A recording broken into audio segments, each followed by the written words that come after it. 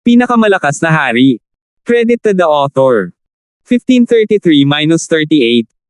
Ang mga pangalan po na nandito ay galing sa mga name generator. Kaya kung meron man pagkakatulad sa mga pangalan ng totoong tao o lugar, ito ay tunay na hindi sinasadya. Ang ilusyon na lahi ng Diyos ay bumaba. Maraming tao sa buong larangan ng digmaan ang nabighani sa labanan sa pagitan ni Francis at Divine Emissary Wu. Ito ay mahalagang sagupaan sa pagitan ng pinakamalakas na eksperto ng magkabilang panig. Ang God King Radiant Peak at ang Life God ay naglalagay din ng malaking atensyon sa labanang ito. Manalo man o matalo si Francis, sapat na basta't pigilan niya ang Demon God Race expert na ito. Huminga ng malalim si God King Radiant Peak. Si Francis lamang ang pumipigil sa Divine Emissary Wu na nagpalaya sa dalawang senior third heavens ng Sacred Land. Ang presyon sa banal na lupain sa buong larangan ng digmaan ay lubhang nabawasan, at unti-unti na silang nagsisimulang makabawi sa nawalang lupa. Ang balanse ng kapangyarihan sa pagitan ng Life Sacred Land at ng Heaven-defying faction ay pantay na ngayon. Brer Room. Sa gitna ng pagsabog, nabasag ang espasyo, at ang itim na kulay lila na kidlat ay lumaganap. Ang likod ni Divine Emissary Wu ay napunit habang ang isang butas na mahirap pagalingin ay lumitaw sa kanyang dibdib. Ang pagtatanggol na itinayo niya sa pagmamadali ay hindi sapat para harangan ang dobleng Darkfiend God Hand. Ngunit mas nagulat si Divine Emissary Wu sa katotohanan na ang eye bloodline technique ni Francis ay nakapagdulot ng labis na pinsala sa kanya. Logically speaking, gaano man kalakas ang eye bloodline technique na iyon, dapat ay nakapagdulot lamang ito ng isang maliit na sugat na kakailanganin lamang ng ilang sandali upang gumaling. Ngunit sa katotohanan, ang Primal Chaos Lightning Sword ay tumago sa kanyang God Devil body at nagdulot ng malalaking pinsala, mga pinsala na medyo mahirap pagalingin. Dahil ba ito sa Ninth God Eye? Naging malungkot ang ekspresyon ni Divine Emissary Wu. Sa sandaling ito, naramdaman ng Divine Emissary Wu ang panganib na papalapit muli. Thuish. Isa pang kidlat ang lumitaw sa kanyang harapan. Isa pang Primal Chaos Lightning Sword ang tumusok sa katawan ni Divine Emissary Wu. Hinayaan ng kaliwang mata ni Francis na makita niya ang lahat ng walang sagabal.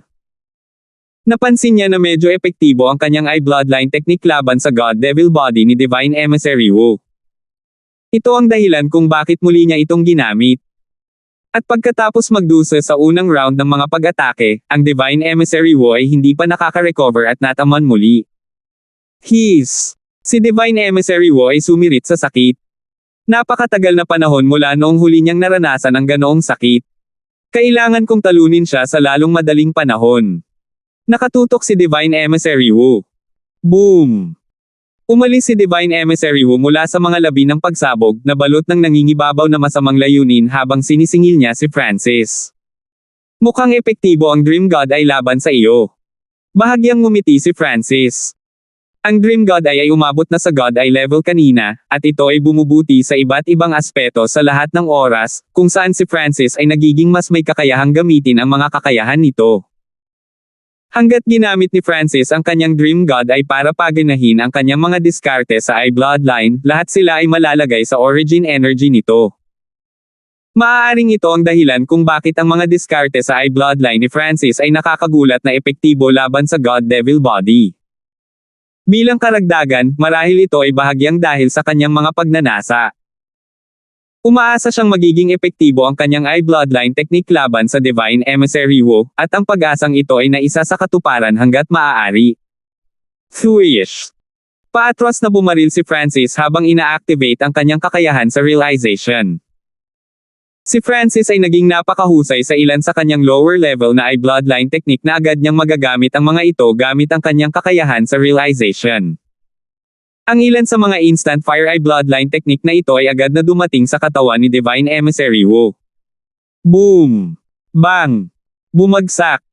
Isang sunod-sunod na pag-atake ng eye bloodline ang tumama sa Divine Emissary Wu, na nagbigay sa kanya ng isang matinding suntok.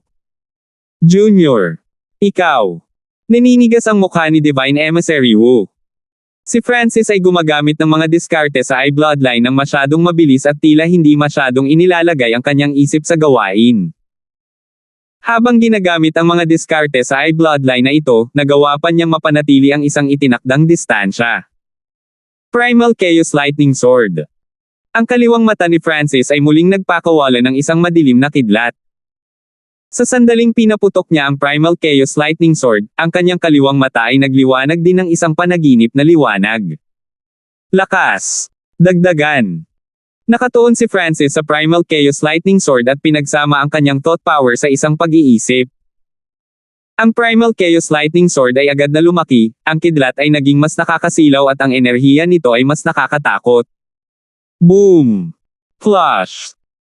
Ang Primal Chaos Lightning Sword na may tumaas na kapangyarihan ay dumagundong sa dibdib ni Divine Emissary Wu, na pumutok sa itim na violet na balat at nag-iwan ng malaking butas. Namula ang mukha ni Divine Emissary Wu at nagsuka siya ng dugo, ngunit ang demonyong enerhiya sa kanyang katawan ay lalong lumakas, na nagpapasigla sa mundo at naapektuhan pa ang kalagayan ng pag-iisip ng iba sa larangan ng digmaan. Ang lahi ng Demon God ay isang lahi na napakahusay sa labanan. Kung mas malaki ang kanilang puot, mas maraming kapangyarihan ang kanilang maipapakita. Demon Fiend Eye. Ang Divine Emissary Wu ay nag-ipon ng demonyong enerhiya sa kanyang mga mata at pinakawalan ito. Nabalitaan na ang Demon God Race ay nagtataglay ng mga Demon Eyes na maaaring gamitin para gawing mga demonyo ang mga tao, na nagdulot sa kanila na mawala ang lahat ng rasyonalidad at maging mga uhaw sa dugo na halimaw. Foosh! Isang nangingibabaw na daloy ng itim na violet na enerhiya ang lumundag patungo kay Francis. Ang Demon Fiend Eye ni Divine Emissary Wu ay isang soul attack. Gumalaw ito sa hindi kapani-pani walang bilis at halos agad na nataman si Francis. Ang ulo ni Francis ay umindayog habang ang kanyang kaluluwa ay sinalakay ng demonyong enerhiya na naging sanhi ng masasamang pag-iisip sa kanyang isipan. Kapag ang gayong nakakatakot na masamang kaisipan ay lumitaw sa isipan ng isang normal na tao, talagang mahihirapan silang kontrolin ito ng mag-isa. Ngunit si Francis ay hindi isang ordinaryong tao. Mawala. Ang kanyang mabigat na kalooban ay nagbigay daan sa kanya upang mapanatili ang isang malinaw na pag-iisip upang maipalibot niya ang kapangyarihan ng realization. Sinalubong ng panaginip na liwanag ang kanyang lightning soul body. Unti-unti, nagsimulang maglaho ang masasamang kaisipan sa isipan ni Francis.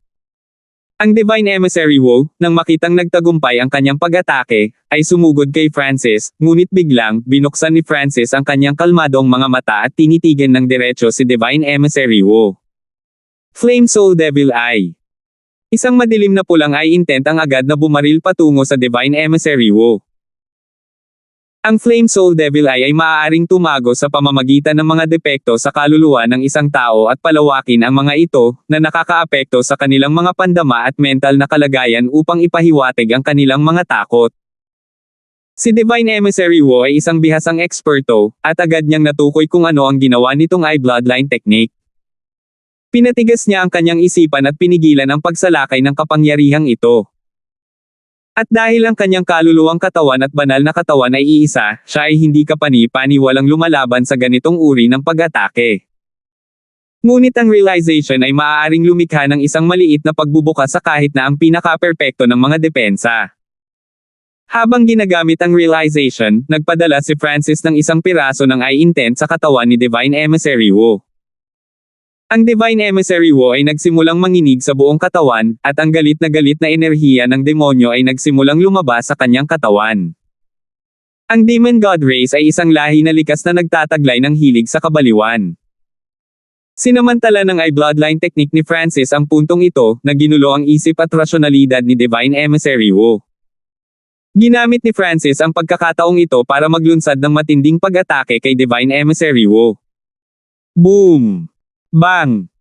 Hinawakan niya ang Primal Chaos Tribulation Lightning Swords at marahas na hinampas si Divine Emissary Wu. Dahil hindi pa rin malinaw ang pag-iisip ni Divine Emissary Wu, hindi niya nagawang tumpak na maka-counter-attack. Boom! Bang! Bumagsak! Sunod-sunod na pag-atake ang dumapo sa katawan ni Divine Emissary Wu, ang Primal Chaos at Tribulation Lightning Energies na nagdudulot ng kalituhan sa kanya. Ang enerhiya ng bloodline ni Divine Emissary Wu ay unti-unting nagsimulang hamina, kung saan ang pamamaraan ng eye bloodline ni Francis ay hindi na nagkaroon ng epekto.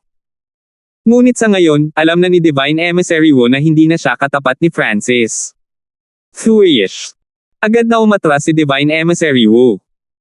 Ang pagkatalo ng Divine Emissary Wu ay naging dahilan ng pagsaya ng mga miyembro ng Sacred Land. Ang moral ng Life Sacred Land ay tumaas habang ang kalooban ng mga eksperto ng Heaven-defying faction ay nanginginig. Nahirapan silang paniwalaan na natalo si Divine Emissary Wu sa pinakamataas na Second Heaven. Ang matandang hamak na ito ay medyo matalino. Hindi itinuloy ni Francis. Si Divine Emissary Wu ay nasa kanyang God-Devil body pa rin na nagtataglay ng mga kahangahangang kakayahan sa pagtatanggol na nagpahirap sa kanya na patayin. Kung nasiraan ng ulo si Divine Emissary Wu sa galit at nagpas siyang lumaban hanggang kamatayan kay Francis, kailangan lang ni Francis na maghintay hanggang sa maubos niya ang bloodline ng Demon God race, kung saan gagawin ni Francis ang lahat ng kanyang makakaya para patayin siya. Pagkatapos labanan ng mga malalaking laban na ito, nagpasya si Francis na umatras sa ngayon. Ang Heaven-defying faction ay tiyak na may ilang hindi inaasahang trump card. Nanatiling malungkot si Francis. Ang Heaven-defying faction ay hindi kailanman aatake sa isang sacred land na pinamumunuan ng isang Diyos kung hindi ito ang kaso. Haha, kaibigan Zhao, ang iyong banal na lakas ay talagang walang kapares. Masayang tumawa si God King Radiant Peak. Gusto lang niyang pigilin ni Francis ang Divine Emissary Wu habang ang dalawang Third Heaven God Lords ay dahan-daang nagsisikap na ibalik ang takbo ng labanan. Hindi niya inaasahan na talagang matatalo ni Francis ang Divine Emissary Wu. Ang moral ng Sacred Land ay tumaas, at sa halip na sila ay nasa likod, mayroon na silang kaunting kalamangan isa na tataas lamang habang nagpapatuloy ang labanan. Tumayo si Francis sa gilid at nagsimulang gumaling. Ang labanan ay hindi matatapos ng ganito, kaya kailangan niyang nasa pinakamabuting kalagayan. Sa labas ng Life Sacred Land, nagpatuloy ang matinding labanan sa lahat ng panig. Ang Life Sacred Land ay nagtagumpay na sa pagtulak pabalik sa Heaven-defying faction sa isang malawak na distansya. Ang sagradong lupa ay isang sagradong lupa para sa isang dahilan. Ang Panginoong Langit ay buong pagmamalaking tumayo sa langit at biglang nagpahayag. Walang sinabi ang Diyos na buhay. Hindi niya akalaing matatapos ang labanan ng ganoon kabilis. May mga kaalyado ang Life Sacred Land, at marami rin tayong mga kaalyado. Sa buong oras na ito, nananabik silang pumasok sa labanan. Tumawa ng malakas ang Heaven Lord. Ang Diyos ng buhay at ang Diyos na Haring Radiant Peak ay naging malungkot sa mga salitang ito. Na ang Heaven-defying faction ay may mga kaalyado ay tunay na masamang balita. Buzz. Bees. Lumitaw ang mga ripples ng space law sa kalangitan, na pinasindek ang mundo. Unti-unti, lumitaw ang ilang figure. Ang kanilang pinuno ay isang matanda na nakasuot ng itim na may talon ng itim na buhok at isang pares ng malamig at masamang mga mata. Isang pinakamataas na enerhiya ang lumabas sa kanyang katawan, na ikinagulat ng buong larangan ng digmaan. Diyos Hari. Gulat na sigaw ng mga Lord sa larangan ng digmaan. Sa wakas ay oras na para sa mga hari ng Diyos na umakyat sa entablado. Hindi ba ito ang Illusion God Sacred Lands God King Nethercloud? Ang Diyos na Haring Radiant Peak ay namangha. Ang Diyos na Haring Nethercloud ay ang Diyos na Hari ng Chiching Zone. Siya ay kilala sa malayo at malawak, at ilang beses na siyang nakilala ng God King Radiant Peak. Ang mga tao sa likod ng God King Nethercloud ay God Lords of the Illusion God race. Illusion God Sacred Land, God King Nethercloud. Nagulat si Francis. Hindi ba nasakop ng Heaven-defying faction ang Illusion God Sacred Land? Tila ang mga bagay ay hindi kasing simple ng tila. Kumunat din ang noo ng Diyos na buhay. Ang mga kalaban ay isang maliit na bahagi ng mga miyembro ng upper echelon ng Illusion God Sacred Land. Kung ang paksayo na ito ay papasok sa labanan, ang marupok na kalamangan na nilikha ng Life Sacred Land ay agad na gumuho. Hindi pa tapos, haha. Ang tinig ng Heaven Lord ay umalangaw-ngaw muli. Swish! Ang isa pang spatial passage ay lumitaw sa isang malabong figure ang lumitaw, at pagkatapos ay mabilis itong lumawak hanggang sa ito ay naging bibilang isang bundok. Ang dambuhalang figure na ito ay ganap na itim. Mayroon itong katawan ng isang kilin at natatakpan ng kakaiba at masasamang diagram. Siyam na mabagsik na ulo ang umusbong mula sa leeg nito, bawat isa ay may maitim na kulay ube na mga mata na naglalabas ng nakakatakot na masamang liwanag. Roar! Ibinuko ng kakaiba at sinaunang halimaw ang kanyang siyam na bibig at umungol, ang mga dagindong nito ay tila nanggaling sa underworld mismo.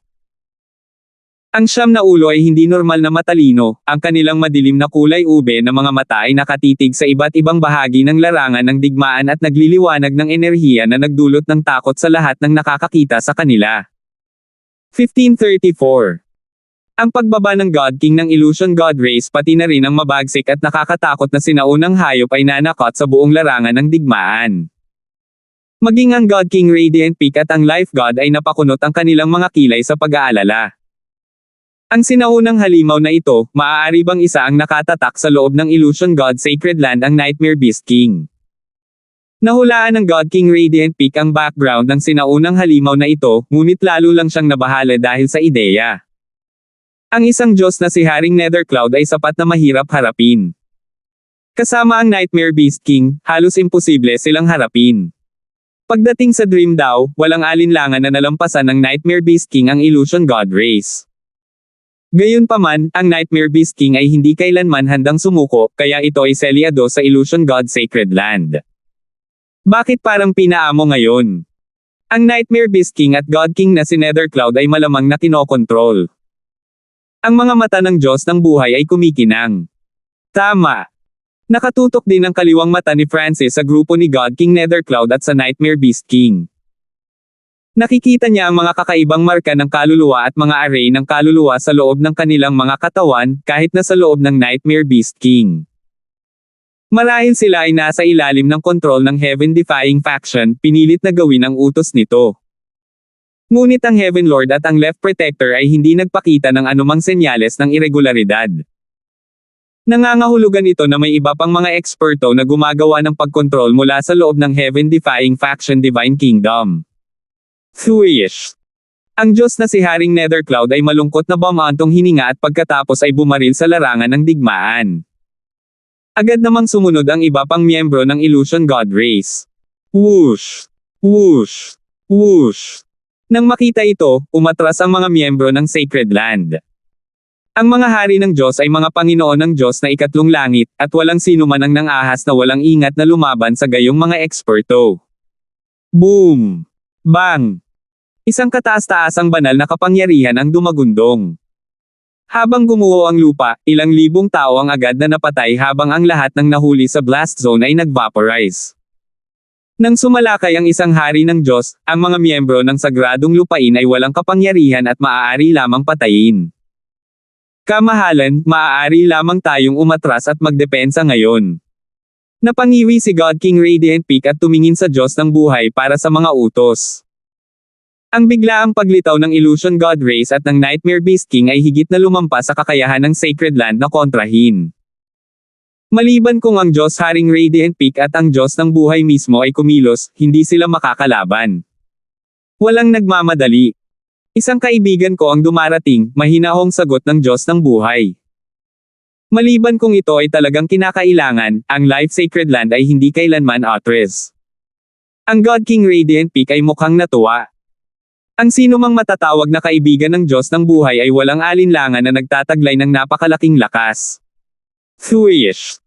Isang berdeng ilaw ang lumabas sa noo ng Diyos ng buhay at naanod sa kaibuturan ng puno ng buhay. Mayroong 18 array masters dito na nagtutulungan upang patakbuhin ang hanay ng Sacred Land. Ang berdeng ilaw na inilabas ng Diyos ng buhay ay pumasok sa isip ng isa sa mga master ng array. Isang tagalabas ang pumapasok sa sagradong lupain sa mga coordinate na ito. Hayaan mo sila. Ibinahagi ng 18 array masters ang impormasyong ito at nagsimulang baguhin ang array. Bees. Swish. Isang spatial passage ang lumitaw sa loob ng Sacred Land, at isang gintong figure ang lumipad sa loob nito. Kung tititigin ng isang tao, makikita na ito ay isang lalaking nakasuot ng gintong kasaya at nagniningning ng gininto ang aura ng Budista na tila kayang palayasin ang lahat ng kasamaan. Master Emptiness. Nakilala agad ng God King Radiant Peak ang lalaking ito. Si Master Emptiness ay ang God King ng Buddha Sacred Land sa katimugang rehiyon ng Ancient Desolate Realm of Gods. Si Master Emptiness ay minsang tinugis ng isang God King ng Devil daw. Naglaban ang dalawa sa loob ng 100 araw bago nagpasya ang Devil Daw God King na mamatay kasama si Master Emptiness. Gayunpaman, si Master Emptiness ay masanay at napangalagaan ang isang bahagi ng kanyang kaluluwang katawan. Nang maglaon sa paggamot ng Diyos ng buhay, kailangan niya ng wala pang 100 taon upang gumaling. Tumingin si Master Emptiness sa larangan ng digmaan sa labas ng Sacred Land na may hitsura ng awa. Kawalan ng laman, tulungan mo kami. Ang buhay na Diyos ay nagsalita sa kanyang banayad na tinig. Iyan ang tungkulin ng hamak na monghe na ito. Si Master Emptiness ay hindi nagpakita ng takot at determinadong sumabak sa away. Biz! Boom! Agad na pinaliwanagan ng Buddhist light ang lugar sa labas ng Sacred Land, at isang malalim na gininto ang Buddhist na salita ang bumagsak sa God King Nethercloud. Hindi madaling customer si God King Nethercloud, at ang kanyang katawan ay naging 5 kulay na ulap habang nakikipaglaban siya kay Master Emptiness. Ang labanan ng dalawang hari ng Diyos ay naging sanhi ng pagyanig sa buong rehiyon. Ang mga nasa malapit ay maaari lamang umatras, hindi nangangahas na lumapit sa isang labanan ng mga hari ng Diyos. Sa kabutihang palad, dumating si Master Emptiness sa tamang oras. Pinunasan ni God King Radiant Peak ang kanyang malamig na pawis. Kung hindi dumating si Master Emptiness, kailangan niyang pumasok sa larangan ng digmaan. Gayunpaman, ang Heaven Lord ay nasa gilid pa rin, kasama ang kanyang hindi maarak na tagapagtanggol. Kung ang God King Radiant Peak ay nakipaglaban kay God King Nethercloud, at pagkatapos ay ang protector na isa ring God King ay pumasok sa away, ang sitwasyon ay magiging napakasama. Pero itong Nightmare Beast King, ang isa sa mga miyembro ng upper echelon ng Sacred Land ay malungkot na tumingin. Ang maagap na pagdating ni Master Emptiness ay napigilan si God King Nethercloud, ngunit paano ang Nightmare Beast King?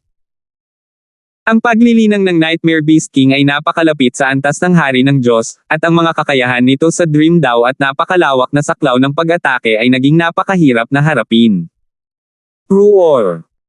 Ang 9 na ulo ng Nightmare Beast King ay mabangis na umungal, na nagpakawala ng isang madilim at kakaibang halo. Ang madilim na halo na ito ay tumakip sa mundo tulad ng pagbagsak ng gabi. Ang sinumang natama ng kanyang madilim na halo ay makikitang magulo ang kanilang mga isip, ang kanilang mga enerhiya ay tumataka sa kanilang kontrol. Huminto ang mga nasa mababang cultivation, baka sa kanilang mga mukha ang pagpupunyagi, ngunit pagkaraan ng ilang sandali, sila ay tumahimik at bumagsak sa lupa, malinaw na nagdurusa sa ilang bangungot. Anong kakilakilabot na kapangyarihan? Naalarma ang Twilight Valley. Ang kapangyarihan ng Nightmare Beast King ay sumasakop ng kaunti sa kalahati ng larangan ng digmaan, at ang mga epekto nito ay katakataka lamang. Hindi pinagkaiba ng kapangyarihan ng Nightmare Beast King ang kaibigan sa kalaban.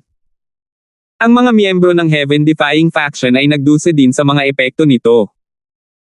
Gayunpaman, ang pag-atake ng Nightmare Beast King ay halos sumasakop sa puwersa ng Life Sacred Land, kaya mas marami sa mga miyembro nito ang tinamaan nito. Anong gagawin natin dito? Si God King Radiant Peak ay labis na nag-aalala. Maliban sa kanya at sa buhay na Diyos, walang ibang tao sa Life Sacred Land na makakaharap sa Nightmare Beast King. Hayaan mo akong subukan. Biglang sabi ni Francis. Francis, huwag kang magulo. Ang Nightmare Beast King ay halos isang God King. Ito ay mas malakas kaysa sa Demon God Race expert na iyon, at ang kakayahan nito ay imposibleng ipagtanggol. Agad na sinabi ni God King Radiant Peak. Si Francis ay isang mahalagang kapangyarihan sa pakikipaglaban para sa Life Sacred Land. Hindi siya madaling itapon. Relax. Hindi ako direktang lalaban dito. Pagkatapos sabihin ito, si Francis ay sumisingil. Sa balikat ni Francis, ang maliit na paws ang magnanakaw ay tumingin sa Nightmare Beast King at iminuwestre si Francis. Ang Nightmare Beast King na ito ay tinataka ng Illusion God Sacred Land sa hindi mabilang na taon. Kahit na nasa ilalim ito ng kontrol ng Heaven-defying faction, sinusubukan pa rin itong lumaban sa mga marka at hanay na nagbubuklod sa kaluluwa nito. Thuish! Narating ni Francis ang larangan ng digmaan, at naglabas siya ng asul at malamig na ambon mula sa espiritual na mata ng kanyang Diyos. Binalot ng napakalamig na enerhiya ng soul na ito ang puwersa ng Sacred Land. Ang malamig na ambon na ito ay nagpasigla sa mga kaluluwa ng mga nahawakan nito, na naging dahilan upang bumalik sila sa normal. Ang mga nasadlak sa bangungot ay nagising din ng malamig na enerhiyang ito ng kaluluwa. Ang Heaven-defying faction ay walang makakatulong sa kanilang mga miyembro na makawala sa impluwensya ng Nightmare Beast King. Kung magpapatuloy ito, ang Nightmare Beast King ay magkakaroon ng higit na epekto sa Heaven-defying faction kaysa sa Life Sacred Land. Ang batang ito. Ungol ng Protector. Walang nagmamadali. Ngumiti ang Heaven Lord. Roar. Ang siyam na ulo ng Nightmare Beast King ay umungal sa langit at naglabas ng isa pang malakas na alon ng soul energy. Ang mga mata ng siyam na ulo ay agad na naglabas ng nakakatakot at nakakalito na halo ng dark purple. Ang halo na ito ay unti-unting naging siyam na bola ng purple mist na sumabog pasulong.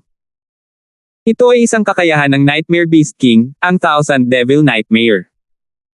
Hinding-hindi makakatakas ng buhay ang mga kaparehong antas dahil mahuhulog sila sa walang katapusang bangungot.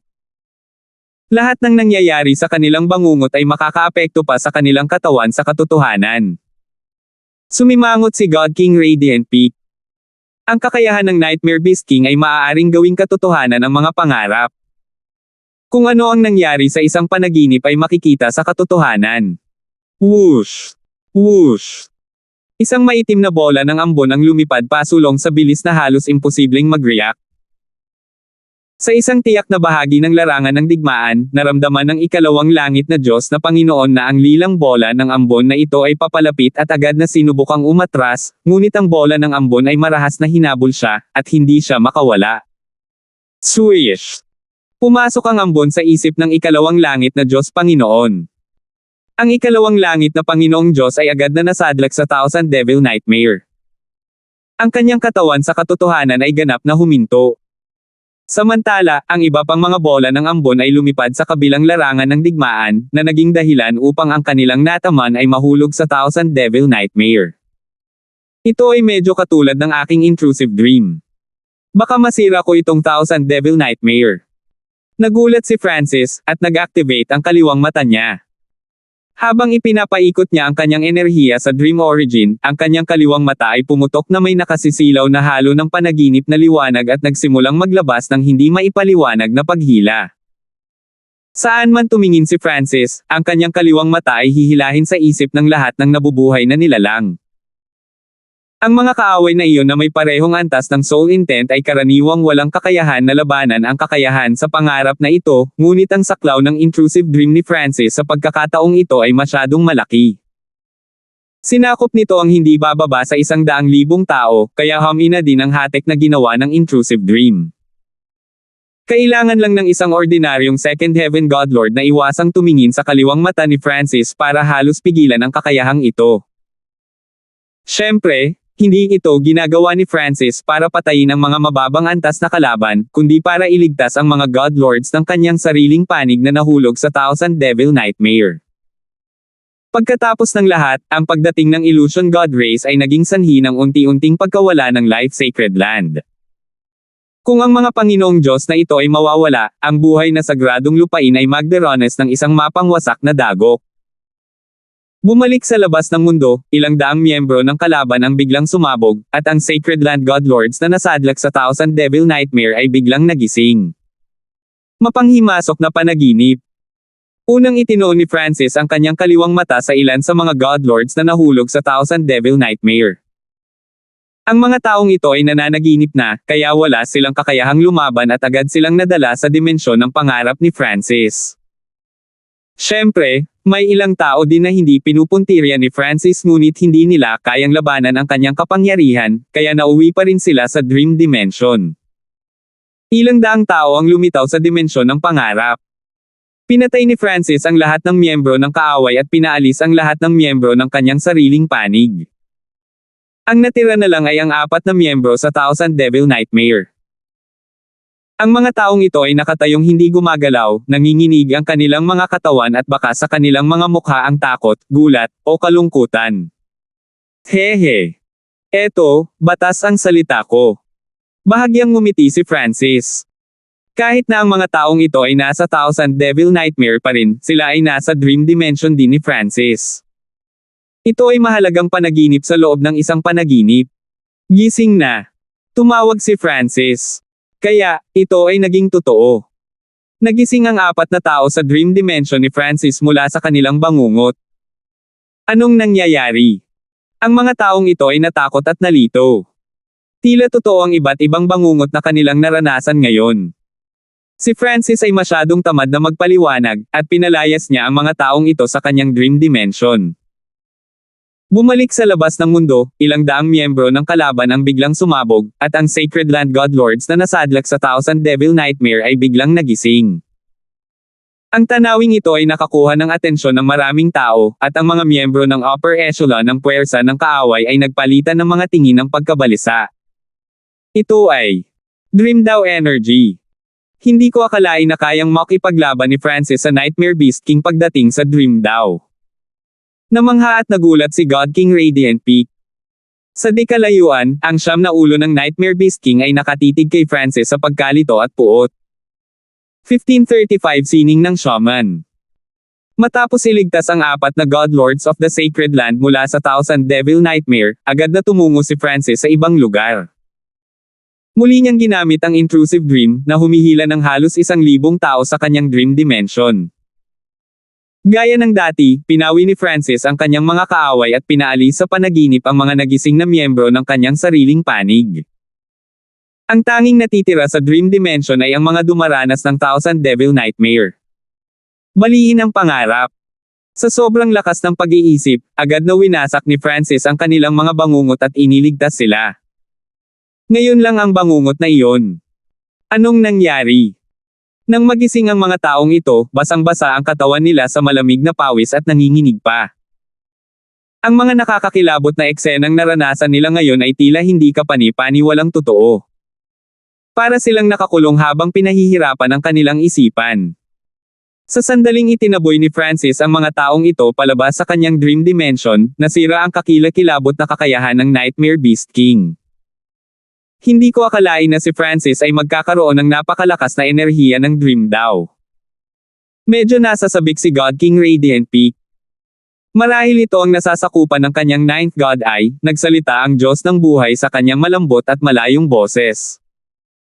Binibigyang pansin niya ang 9th God Eye ni Francis sa buong oras na ito at nagkaroon ng magaspang na pag-unawa sa mga kakayahan nito. Maraming tao ang dumating. Ang Diyos ng buhay ay nagpalawak ng isang payat na daliri, nagpapadala ng berdeng punto ng liwanag sa life tree sa 18 Array Masters. Ilang sandali pa, muling nagbukas ang Array Masters ng Spatial Passage. Swoosh swoosh. Lumipad ang ilang figure, 3 Third Heaven Godlords at 4 na Second Heaven Godlords.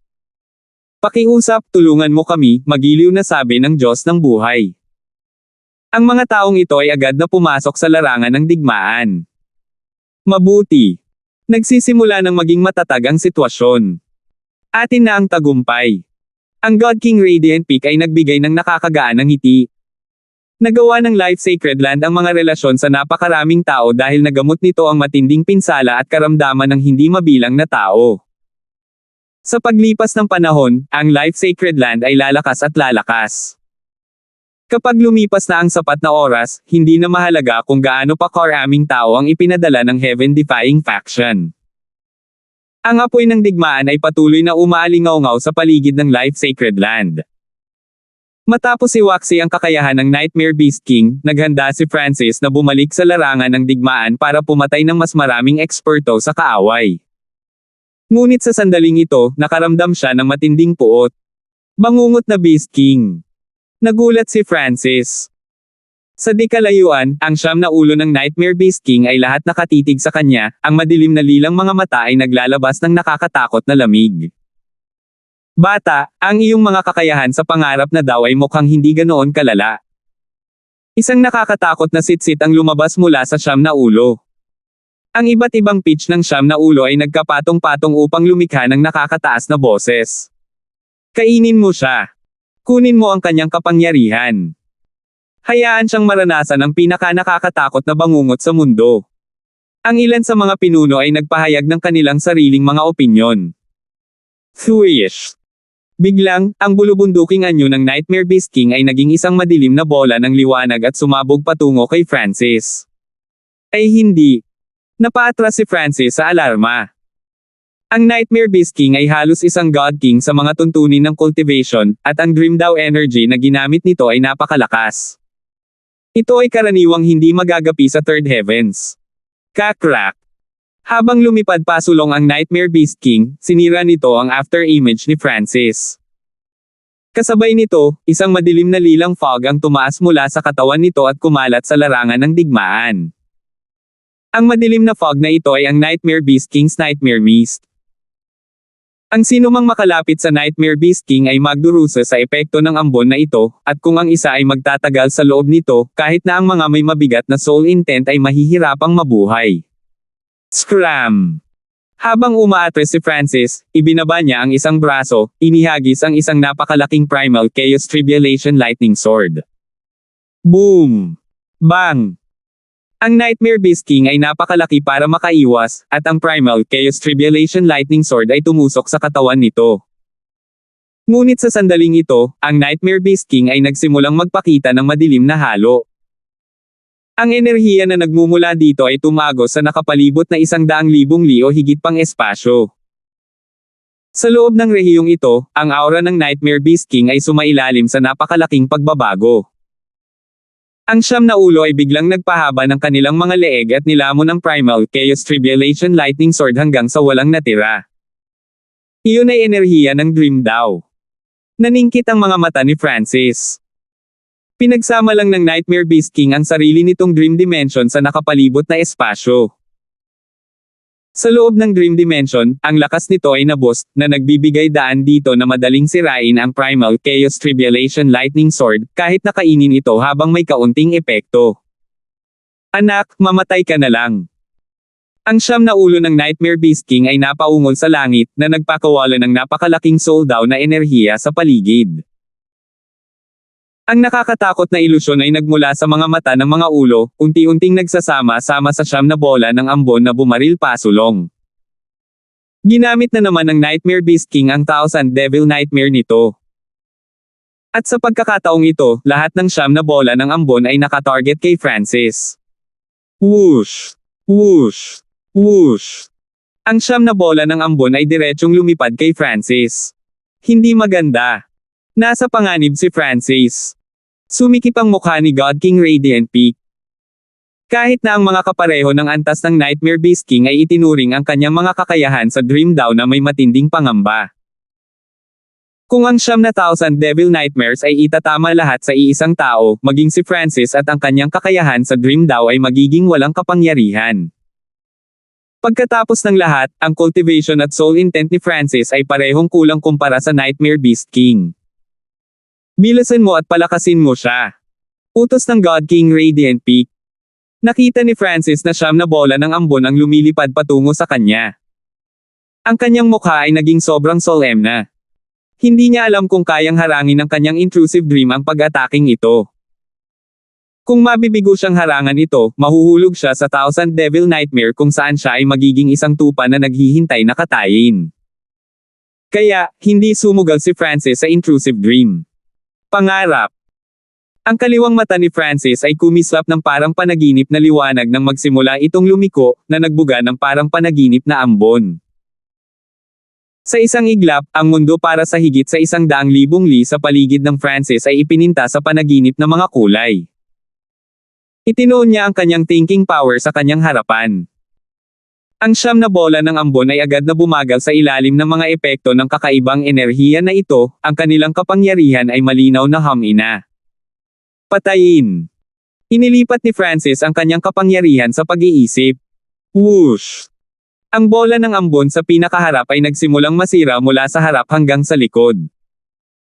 Kasunod nito, nilamon ng hindi maipaliwanag at hindi mapaglabanan na enerhiya ang pangalawang Thousand Devil Nightmare. Whoosh! Ang pangalawang bola ng madilim na ambon ay lumabas na parang bula. Ang 9 na ulo ng Nightmare Beast King ay natulala lahat sa tanawing ito. Hindi niya akalain na kayang sirain ng isang tao sa mababang cultivation ang Thousand Devil Nightmare nito. Anong uri ng enerhiya ito? Unti-unti, ang ikatlo at ika-4 na Thousand Devil Nightmares ay pinawi din ni Francis.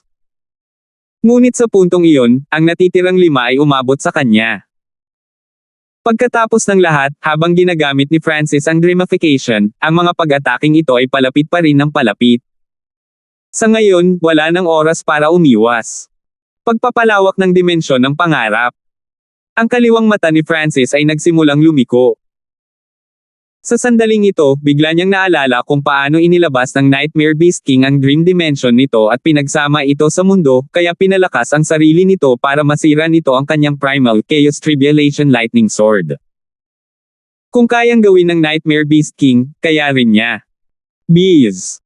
Isang panaginip na halo ang lumabas sa katawan ni Francis. Isang kakaibang tanawin ang nagsimulang dumikit sa nakapalibot na espasyo. Sa sandaling ito, tinakpan ng dream dimension ni Francis ang nakapalibot na libu-libong li sa paligid niya. Ang tanawin sa loob ng rehiyong ito ay ang mga gusali ng espiritual na lahi. Ito ay isang medyo kakaibang tanawin. Ang teritoryo ng espiritual na lahi ay biglang lumitaw sa gitna ng larangan ng digmaan ng banal na lupain. Tagumpay. Tuwang-tuwa si Francis. Dati, ang kanyang dream dimension ay umiral lamang sa kanyang isipan, at sa tuwing ipapadala niya ang kanyang isip sa dream dimension, ang kanyang aktwal na katawan ay hindi na kayang gumamit ng maraming kapangyarihan, na nagiging dahilan upang siya ay mahulog sa isang mahinang estado. Ngunit iba ang mga bagay ngayong inilabas ni Francis ang kanyang dream dimension sa nakapaligid na mundo. Bees. Ang 5 dark purple na bola ng ambon ay pumasok sa dream dimension ni Francis. Patayin. Umungol si Francis, pinadalhan ang kanyang soul intent na pasulong. Ang soul intent ni Francis ay orihinal na nasa tuktok ng second heaven, ngunit sa loob ng dream dimension, ito ay nasa third heaven. Boom! Bang! Bukod dito, ang soul intent ni Francis ay may tribulation lightning energy, kaya sa sandaling ito ay umaban, nagawa nitong sabog ang isa sa mga bola ng ambon. Primal Chaos Lightning Sword. Isang maitim na kidlat ang lumabas sa kaliwang mata niya. Ang kidlat ay tumagos sa 2 bola ng ambon, na pinawi ang mga ito. Ngunit sa sandaling umalis ang Primal Chaos Lightning Sword sa hanay ng Dream Dimension, bumalik sa normal ang lakas nito. Swoosh swoosh. 2 figure ang biglang lumitaw malapit kay Francis. Ito ang 2 Third Heaven Godlords ng Sacred Land na dating nakikipaglaban kay Divine Emissary Wu. Sila ay orihinal na naghahanda upang tulungan si Francis. Sa sandaling sumuko si Francis sa Thousand Devil Nightmare, binalak nilang ilipat siya palabas ng battlefield. Ngunit sa oras na dumating sila, nalutas na ni Francis ang krisis. Ano? Ang taong ito. Ang 9 na ulo ng Nightmare Beast King ay nagngangalit ang kanilang mga ngipin sa sobrang ayaw. 2 pa ang natitira. Ngumiti si Francis, hindi nagmamadaling sirain ang huling 2,000 Devil Nightmares. Sa katunayan, gusto niya talagang tamaan siya ng mga dark purple na bola ng ambon. Tiwala si Francis na hindi siya masasaktan sa kanyang kasalukuyang estado. Gusto niyang maranasan ang Nightmare Beast King's Dream Daw Energy at gamitin ang 2,000 Devil Nightmares na ito para maasa ang kanyang soul intent. Ang batang ito ay talagang hindi natatakot sa anumang bagay. Ang 2 Third Heaven Elder ay nakaramdam ng kaba sa lugar ni Francis, ngunit naniniwala din sila na magiging maayos si Francis. Tinitigan ng Nightmare Beast King si Francis at ang 2 Third Heaven Elder sa kanyang tabi, na nagtitimpi sa ngayon. Natuklasan nito na wala itong magagawa sa kabataang ito, kahit na ngayon na mayroon siyang 2 Third Heaven na tagapag-alaga. Mabuti. Ang Nightmare Beast King ay pinipigilan. Ipinalakpak ng Diyos na Haring Radiant Peak ang kanyang mga kamay. Ang Nightmare Beast King ay isang mahirap na bagay. Tanging isang dalubhasang-dalubhasa sa Soul Daw at Dream Daw ang madaling makayanan ito. Sa kabilang dulo. Heaven Lord, hayaan mo akong lumaban. Hiniling ng Left Protector. Tumango ang Heaven Lord bilang pagsang-ayon. Thwish. Agad na lumipad pasulong ang Left Protector. Kasabay nito, sa bahagi ng Sacred Land, ang God King Radiant Peak at ang Life God ay naging malungkot. Ang kanilang intuition ay nagsabi sa kanila na ang matandang ito ng Heaven-defying faction ay isang lubhang mapanganib na individual. Ang katawan ng kaliwang tagapagtanggol ay biglang sumabog na may madilim, malakas, at walang kamatayang enerhiya. Hahayaan kitang maranasan ang sining ng shaman ng matandang ito. Iniabot ng left protector ang kanyang mga kamay. Hindi mabilang na madilim na sinag ng liwanag ang bumungad sa kanila, lahat sila ay naglalabas ng nakakatakot na enerhiya. 1536 Buhay at Sumpa. Sa sandaling ito, si Francis, sa loob ng kanyang pinalawak na dream dimension, ay tinamaan ng dalawang madilim na lilang bola ng ambon. Ang malakas na enerhiya ng dream daw ay tumago sa kaluluwa ni Francis, na nagpakawala ng sandamakmak na negatibong emosyon. Ngunit sa dimensyon ng pangarap, lahat ng aspeto ng lakas ni Francis ay nadagdagan, at nagawa niyang labanan ang pagpasok ng kapangyarihang ito. Unti-unti, napatitag ni Francis ang sitwasyon at nagsimulang maunawaan ang kapangyarihan ng Thousand Devil Nightmare. Sa sandaling ito, naalarma si Francis sa isang sinaunang at masamang enerhiya. Ang tagapagtanggol. Kikilos ba siya? Tumingin si Francis sa malayo. Hindi ito ang kanyang unang pagkakataon na nakipag-ugnayan sa left protector. Gayunpaman, noong nakaraang pagkakataon, ang protector ay naglabas lamang ng isang pseudo-ancestral artifact at ginamit ito sa casual na pag-atake. Imposibleng hatulan ang anumang bagay tungkol sa kanyang lakas mula sa tanawing iyon. Ngunit ngayon, tunay na nararamdaman ni Francis kung gaano kasama, nakakatakot, at malakas ang tagapagtanggol. Ang sensasyong ito ay nagpaalala sa kanya ng first words of death. Hahayaan kitang maranasan ang sining ng shaman ng matandang ito. Iniabot ng left protector ang kanyang mga kamay. Hindi mabilang na madilim na sinag ng liwanag ang bumungad sa kanila, lahat sila ay naglalabas ng nakakatakot na enerhiya. Shaman Arts. Isang pahiwatig ng sorpresa ang sumilay sa mga mata ng God King Radiant Peak at ng Life God. Kapag pinag-uusapan ang tungkol sa Shaman Arts, kailangang itaas ng isa ang second-ranking Ancient Shaman Race. Ang lahi na ito ang pinakamatanda at pinakamisteryoso sa 10,000 Ancient Races. Ito ay halos maubos sa kasalukuyan.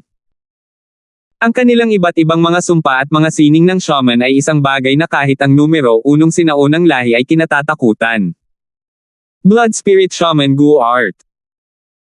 Ang kaliwang tagapagtanggol ay iwinagayway ang kanyang mga kamay, ang kanyang 10 daliri ay nagwawalis sa hangin, naglalabas ng iba't ibang misteryosong karakter at diagram.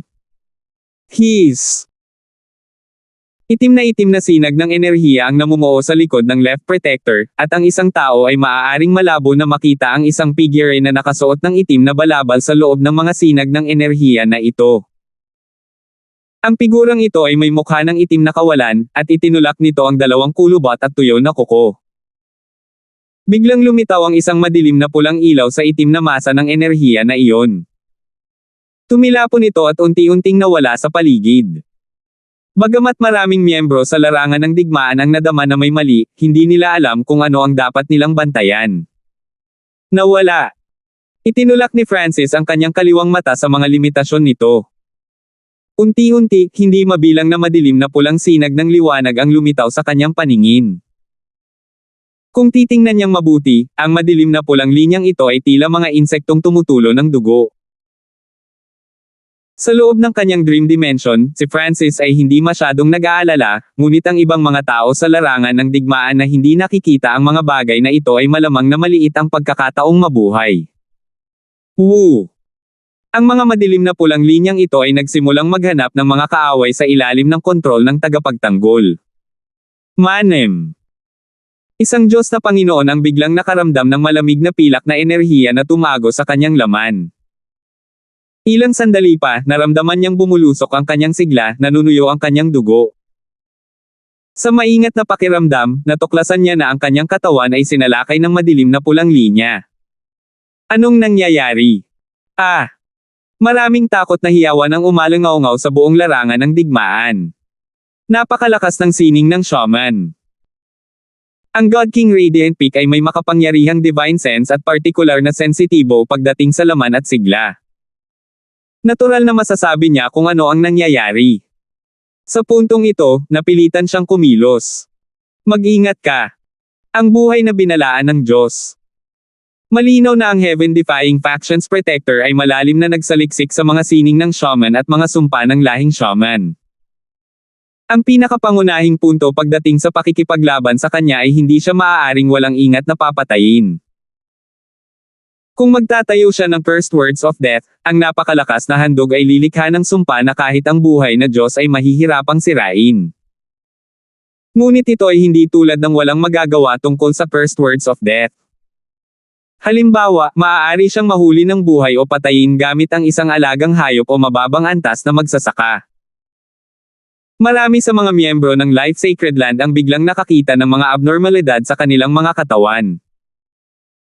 Gayunpaman, wala sa kanila ang nagkaroon ng anumang karanasan sa pagsugpo sa dugo ng espiritu ng tagapagtanggol ng kaliwang shaman Go'art. Ang sinumang natama ng sining na ito ay magsisimulang magdusa sa pagbaba ng kondisyon. Magsisimulang makakuha ng kalamangan ang mga kaaway na dati nilang makakalaban. Sa loob ng kanyang dream dimension, sinisiyasat ni Francis ang mga miyembrong natama ng Blood Spirit Shaman Go'art. Sa tuwing ang isa sa mga madilim na pulang string na iyon ay naanod sa kanyang dream dimension, gagamitin niya ang dream dimension at ang kapangyarihan ng realization para sirain ang mga ito. Bees. Si Francis ay pinagmamasdan ng isang tao sa malapit gamit ang kanyang kaliwang mata. Ito ay isang rank 9 ancient god na nahawahan ng Blood Spirit Shaman Go'art. Natuklasan ni Francis na ang madilim na pulang linya sa katawan ng taong ito ay sumisipsip ng kanyang dugo at enerhiya sa linya ng dugo. Sa tuwing ginagamit ng sinaunang Diyos na ito ang kanilang kapangyarihan sa linya ng dugo, ang mga madilim na pulang linya ay lalamunin ng mas mabilis. Sa sandaling ito, isang rank 8 na sinaunang Diyos na napakalayo ang biglang sumigaw. Ang sinaunang Diyos na ito ay naging isang kulot na balat, at ang dugo ay bumubuhos mula sa bawat butas. Nawala na niya ang lahat ng katwiran at random na inaatake ang kaibigan at kalaban. Ang Blood Spirit Shaman Go'art ay umaatake sa Yuan Chi ng isang tao. Kapag ang isang tao ay ganap na nilamon, sila ay mangganganak ng isang Blood Spirit Go, ang Left Protector ay nagsalita sa malamig na boses. Sa sandaling ito, ang rank 8 na sinaunang Diyos ay pumikit, at isang nakakasuklam na mahabang insekto na kasing kapal ng braso ang lumabas sa kanyang ulo.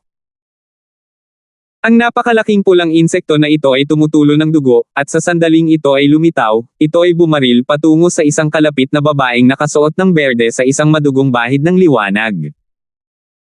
Ang maitim na pulang insekto ay kumilos ng napakabilis na ang mga ordinaryong sinaunang Diyos ay hindi kayang umiwas.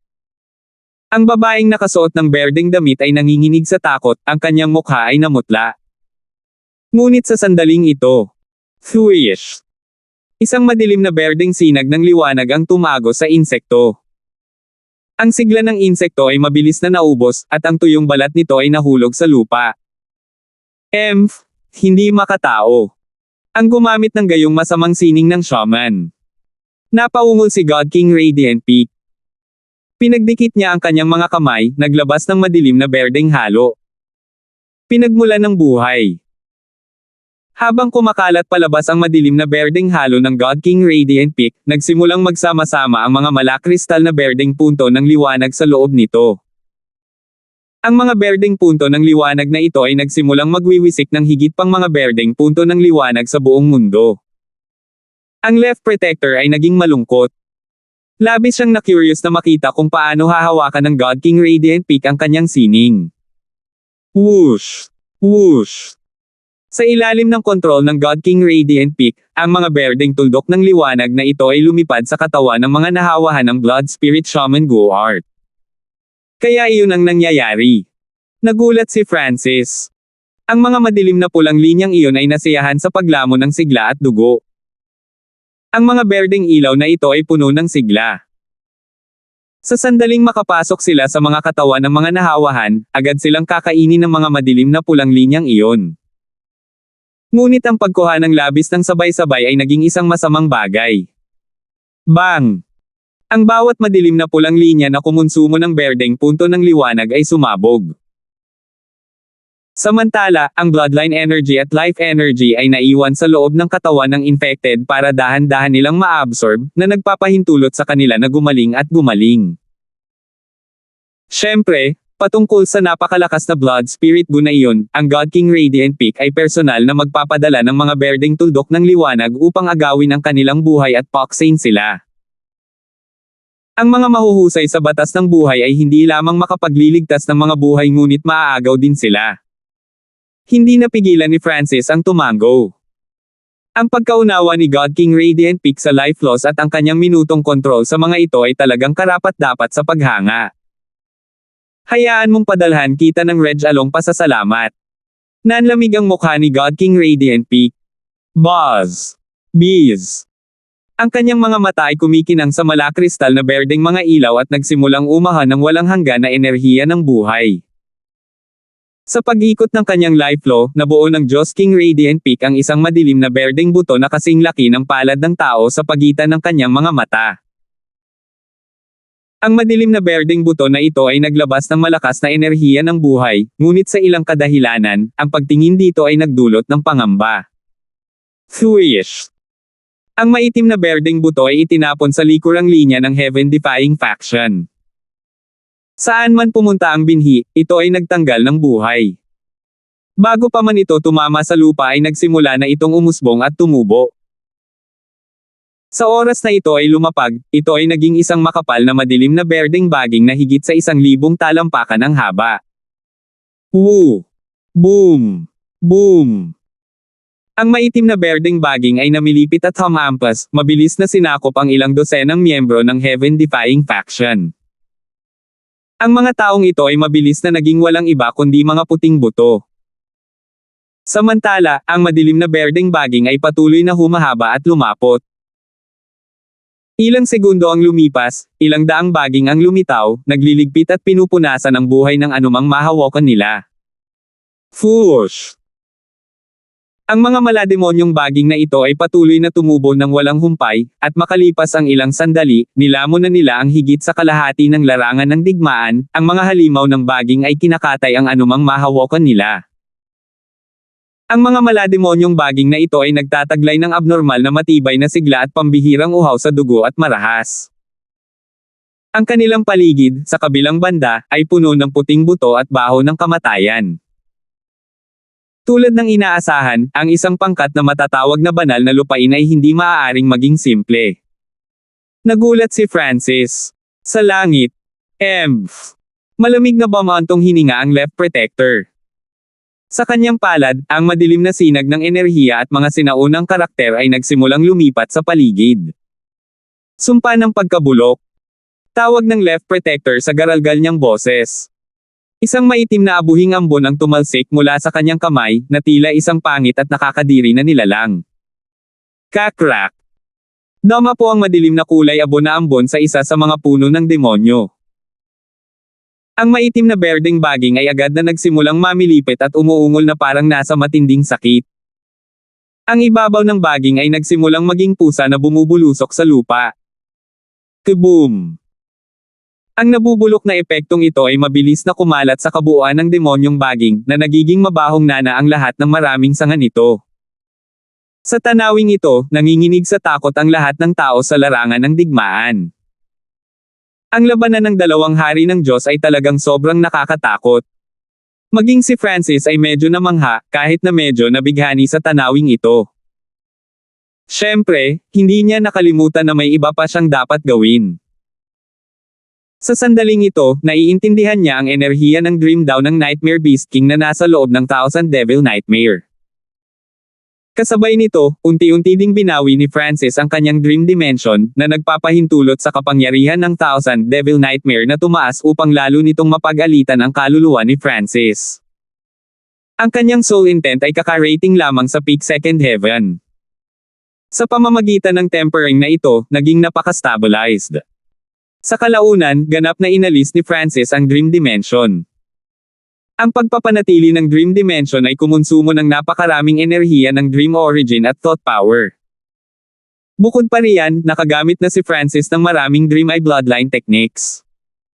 Mas mabuti kung siya ay mas konserbatibo sa kanyang mga reserba. Samantala, nagpatuloy ang labanan sa pagitan ng dalawang top-class na God Kings. Ghostfiend Death Curse. Naging mabagsik ang mukha ng kaliwang tagapagtanggol habang siya ay nag-isip ng isang itim at makamulto na hamog sa harap niya na humahagulgol at sumisigaw. Ang hindi mabilang na hindi mapakali na mga multo ay tila nakulong sa loob ng hamog na ito, na umaabot gamit ang kanilang mapuputi at matutulis na mga kuko upang punitin o maglabas ng mga dila na tumutulo ng dugo habang sila ay humihiyaw. Boom! Bang! Biglang sumabog ang itim na fog na nagpakawala ng hindi mabilang na mga multo sa larangan ng digmaan na sumugod sa mga puwersa ng Sacred Land. 5 o 6 sa mga masasamang espiritong ito ang nagpalawak ng kanilang mga kuko at ibinuka ang kanilang mga dagwang bibig kay Francis. Agad na ginamit ni Francis ang kanyang kaliwang mata upang palabasin ang Primal Chaos Tribulation Lightning Flame. Hiss! Nagiyakan ng mga multo habang unti-unti silang nag-collapse. Maaaring ay target ng kapangyarihan ng panaginip ang lahat ng bagay habang ang enerhiya ng Tribulation Lightning ay ang bane ng gayong masasamang espiritu. Gayunpaman, iilan sa iba ang may kakayahan ni Francis. Ang mga abnormal na makapangyarihang multo na ito ay dumaan sa mga puwersa ng Life Sacred Land na sumalakay sa kanilang mga kaluluwa. Napakalakas na sumpa. Ang mga masasamang espiritong ito ay maaaring pukawin ang masasamang kaisipan sa isipan ng mga tao at patuloy na pumapasok sa kanilang isipan hanggang sa ipasumpa nila ang mga taong ito na susundin sila sa kamatayan. Habang ginagamit ni Francis ang kanyang kaliwang mata upang pagmasdan ang malawak na larangan ng digmaan, siya ay naiwang nakatulala.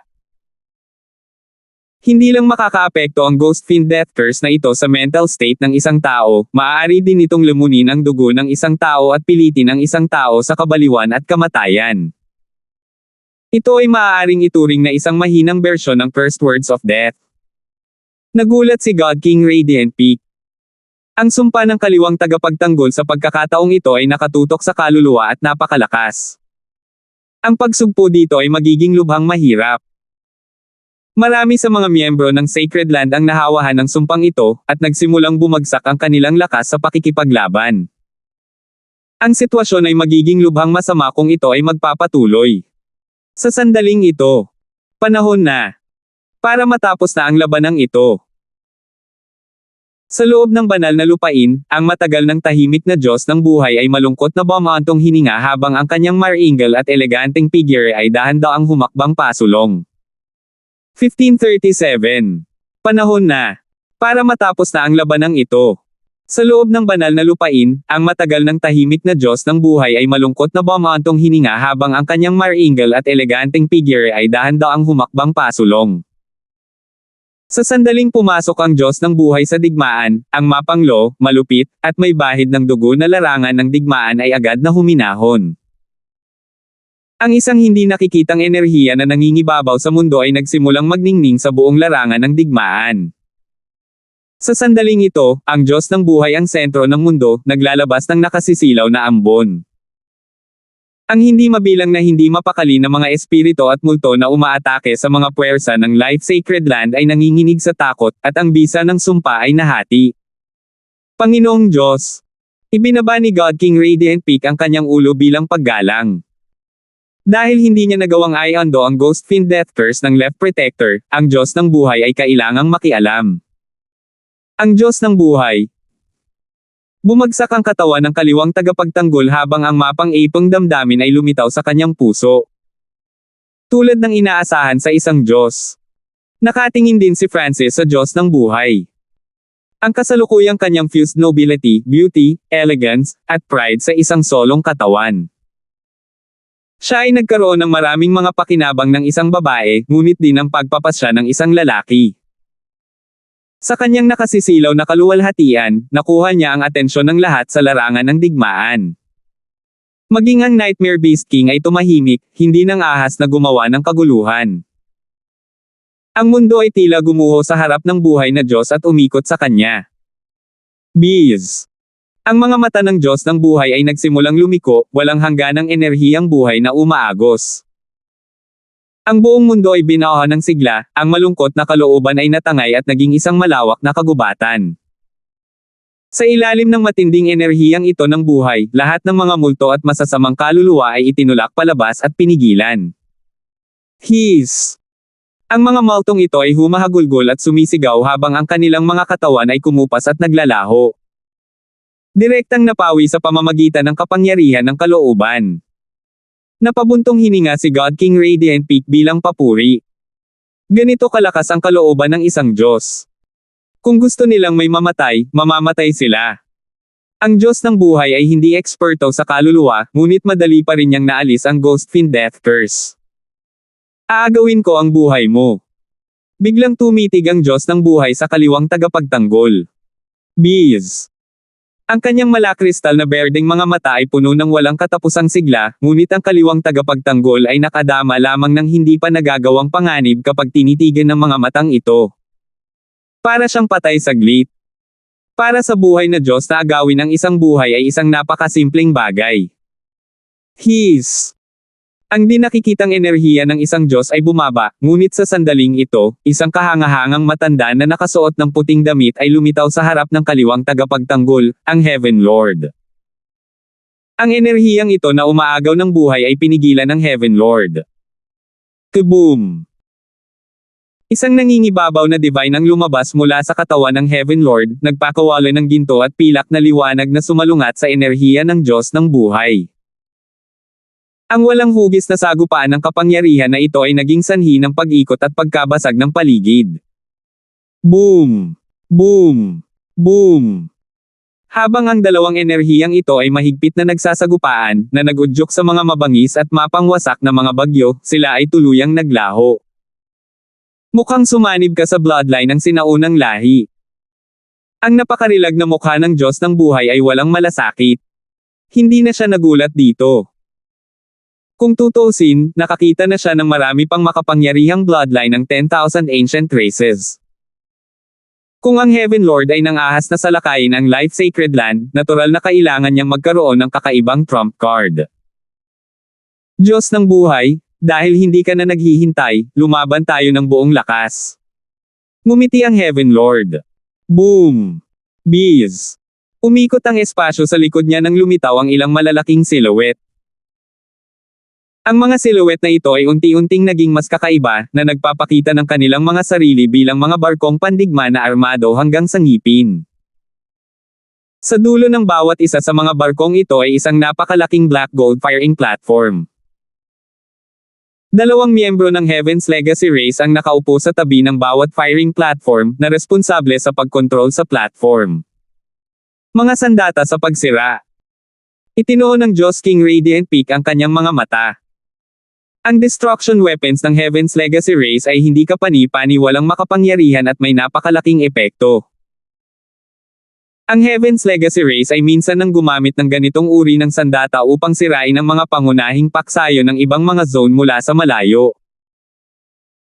Bukod pa riyan, ang tatlong barkong pandigma na ito ay may iba pang hindi kilalang installasayon na nagpapalabas ng nakakatakot na aura. Whoosh! Whoosh! Whoosh!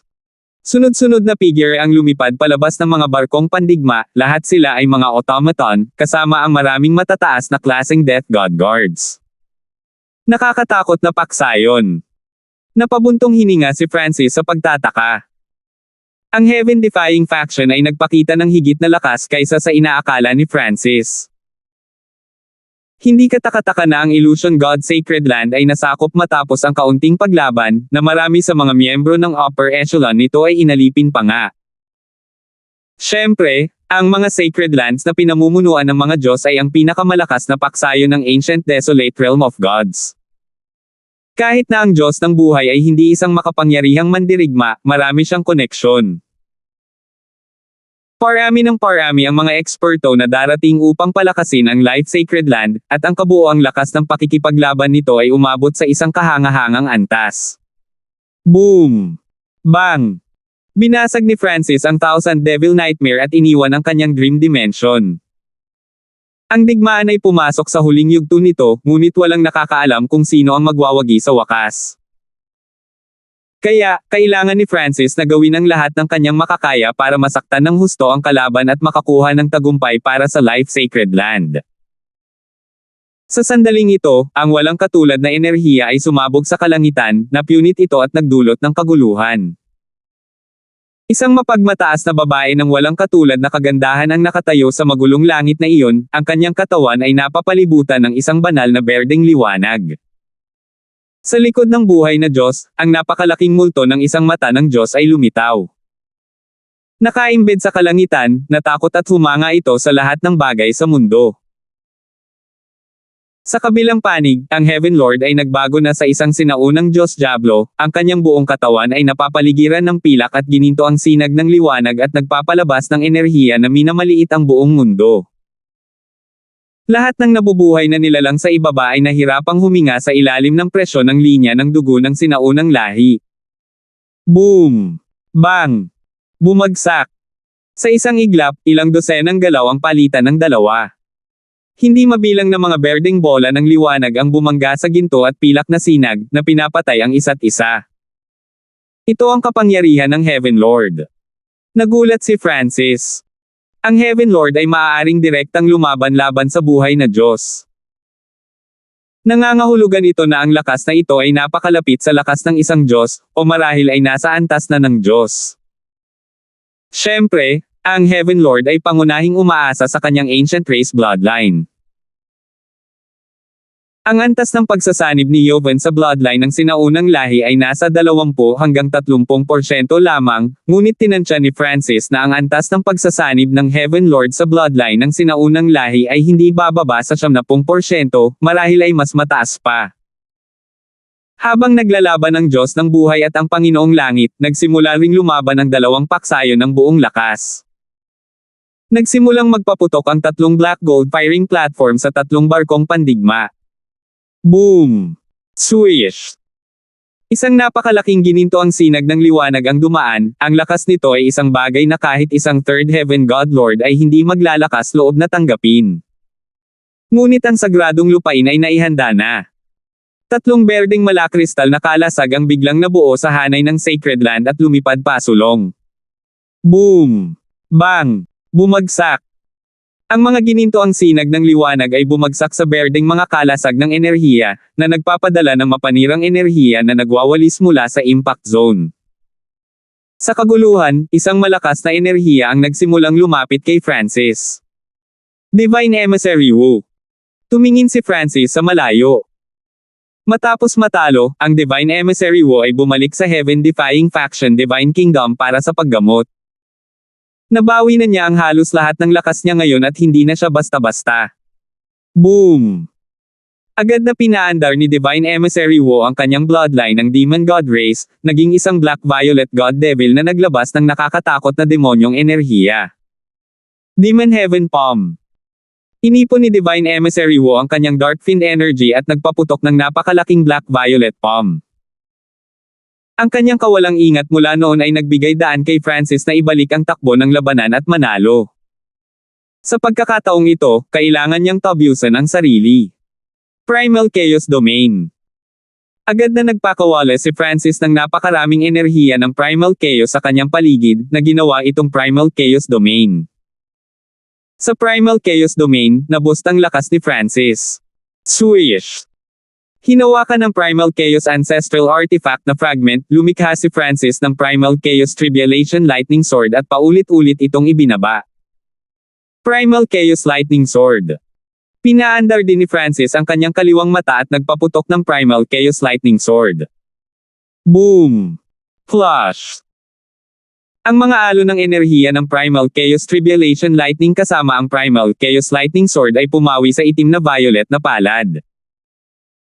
Ang Primal Chaos Lightning Sword ay nagpatuloy sa pagbaril patungo sa Divine Emissary Wu. Sa sandaling ito, isang puting fragment ng salamin ang lumitaw sa kamay ni Divine Emissary Wu, na nagmumula sa isang malakas na enerhiya ng oras. Pagkatapos ng kanyang naunang pagkatalo, hiniram ni Divine Emissary Wu ang isang fragment ng Ancestral Artifact mula sa Heaven-defying faction. Sa isang iglap, ang kapangyarihan ng isang Time Law ay lumabas, na nagpapahintulot sa Divine Emissary Wu na mabilis na umiwas sa Primal Chaos Lightning Sword ni Francis. Ang matandang hamak na ito. Gaya ng inaasahan, dumating siyang handa. Nanlalabo ang mga mata ni Francis.